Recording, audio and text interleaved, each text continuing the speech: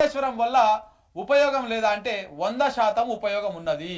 మన భూగర్భ జలాలు పెరిగినాయి, మన చెరువులు ఉన్నాయి, మన సాగు విస్తీర్ణం భయంకరంగా పెరిగింది. 2014కు 2018కి మధ్య ఎంత విస్తీర్ణం ఉన్నది సాగు విస్తీర్ణము, కాళేశ్వరం ప్రారంభించిన తర్వాత ఎంత సాగు విస్తీర్ణం పెరిగిందో ఒకసారి లెక్కలు తీస్తే తెలుస్తుంది. నీకు అంటే కాళేశ్వరం నీళ్ళు వస్తేనే కాళేశ్వరం సక్సెస్ అయినట్టు కాదు. నువ్వు ఒక రిజర్వాయర్ దగ్గర, ఒక రిజర్వాయర్ 10 టీఎంసీలో ఒక 5 టీఎంసీ రిజర్వాయర్ దగ్గర నువ్వు నీళ్లు నిలిపామనుకో, ఎక్కడో ఉన్నటువంటి ఒక 25 కిలోమీటర్ల వరకు ఆ ప్రభావం ఉంటుంది. భూగర్భ జలాలు పెరుగుతూ ఉంటాయి ఆ కాలువల ద్వారా, రిజర్వాయర్ ద్వారా, వీటన్నిటి ద్వారా.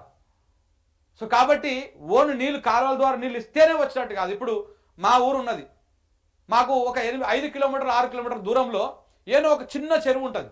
నాకు తెలిసి అందులో ఒక 1/4 టీఎంసీ నీళ్ళు కూడా పట్టవు పూర్తి స్థాయిలో. లింగోటం చెరువు అంటారు. ఆ లింగోటం చెరువులో నీళ్ళు ఉన్నాయనుకో, లింగోటం చెరువులో ఎండాకాలం దాకా కూడా నీళ్ళు ఉన్నాయనుకో, మా బావులు మా బోర్లు ఎలుగుకి వస్తాయి.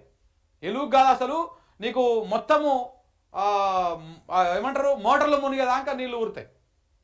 అట్లా ఉంటుంది ఊట, దాని ప్రభావం. ఆ లింగోటం చెరువు ఎండిపోతే మా బోర్లు మా బావులు ఎండిపోయేది. మరి దీనికి దగ్గర ఏం లేదు, అక్కడెక్కడో 7-8 కిలోమీటర్ దూరంలో ఉంటుంది ఆ చెరువు, చిన్న చెరువు అది. అట్లా ఉంటుంది అన్నమాట. ఒక దగ్గర మనం నీళ్ళని ఆపుకొని స్టోర్ చేసుకుంటే దాని ప్రభావం ఆ చుట్టుపక్కలనే ఉండదు.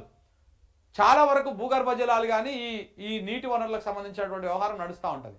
సో కాబట్టి ఇప్పుడు మనము గోదావరి నది ఎమ్మటి ఇక్కడ మేడిగడ్డ కా నుంచి ఎల్లంపల్లి దాకా మొత్తం దాదాపు ఒక 70-80 కిలోమీటర్ల పొడవున నీళ్లు స్టోరేజ్ చేసి పెడితే ఒక 45 టీఎంసీలు ఎంత ఇటువైపు కానీ ఎంత భూగర్భ జలాలు పెరిగేటువంటి అవకాశం ఉంటుంది.